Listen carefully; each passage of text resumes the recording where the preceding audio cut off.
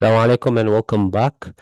We're over here now talking about marking and fixing mistakes. As teachers, it's important to know how exactly we want to correct our students.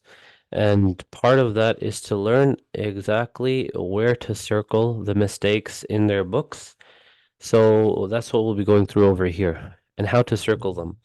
So we want to be as precise as possible when fixing mistakes. Instead of circling the whole word, what we want to do is specifically circle the part that the student's having issues with. So, as you can see over here in these small little examples, let's say a student stretched a word. Instead of saying amara, they said amara. So then what would you do is circle this over here, this fatha, and that will tell them that this is what they need to fix. The short vowel, which is a fatha, should not be longer than ra, right? Same thing, adina, jannatin, right? And over here, you can clearly tell we're not circling the letter, right? We're circling the vowel, and we're not circling the shadda here. We're circling the vowel, which is the fatha, the haraka, right? We're circling the haraka. Same thing for the dhamma. Now, if we go over here, and they're making a mistake in the med letter, let's say they don't extend the med letter, then we want to circle the med letter for them to remember. And this is, yani, it'll be good so that they'll remember when they practice and they can correct their own mistakes in the future. Kind of like self-learning. And over here we have another example of, let's say, of them not saying shadda sukun properly, or this med sign, they're not actually understanding, or they don't read it with it. You circle those specific parts and not the whole word. And also remember to explain to them, of course, when they make that mistake. And then over here, um, you want to, let's say you see a student is making qalqala on a specific letter.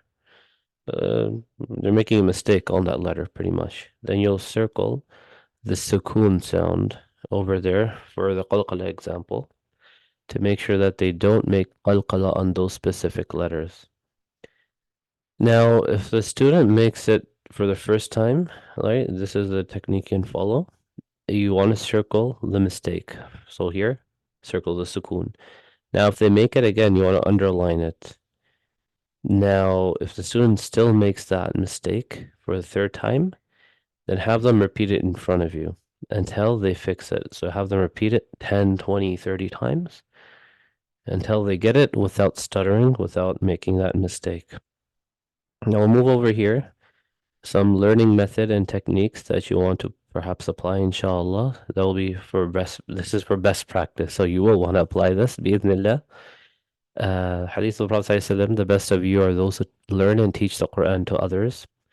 And it's important to know that when you're asking yourself, if you want to learn the Quran, why do you want to learn it, right?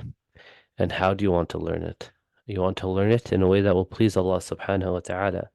So when you read the Quran, your focus should solely be on how does Allah subhanahu wa ta'ala want me to read the Quran? And that's number one over here. When you look over here, you see that the first thing you want to remember is what? You want to read the Quran the way Allah subhanahu wa ta'ala wants to hear it, not the way you want to read it. So this is something you have to remind yourself as teachers and also for the students, that what we're not going to be reciting the Quran in our own dialects, in our own way of, let's say if my background is Pakistani, or if it's Somali, or if it's uh, Lebanese, and I'm not calling anyone out, but everyone has like their own dialectical differences. But when it comes to the Quran, we're going to be on a consensus. We're going to be together based on the makharij of the huruf and tajweed, ahkam al-tajweed, the rules of tajweed. And remember this, inshallah, motivation for you, that every word, every letter you read, you're getting 10 hasana. Hasanat, bi'ashim, you get, yani, for every letter, alif, you get 10, lam, you get 10, good deeds, and mim, you get 10 as well.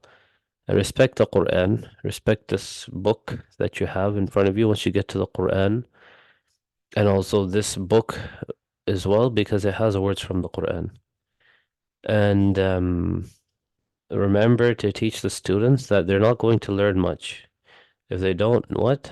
If they don't respect the teacher, knowledge is gained not just by books and reading and learning, but it's learned by what?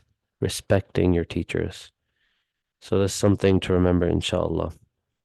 Okay, listen to the teacher, follow the instruction. This is for students, yani. Well, you should go over this with your students and get all your senses involved. So this is a good trick that even I used to use when I was a student, is that when you read the book, don't just look at it with your eyes. Have the student or have whoever is reading put their finger on the book, on the word, on the letter. Every single letter they pronounce, let their finger move, following it, right? And يعني I could show you that as well بإذن الله, but inshallah you understand what I'm trying to say over here. And when they're reading, make sure they read out loud. Don't let them read all by themselves in their brains, right? They have to read out loud and so they can correct the pronunciation. No mumbling.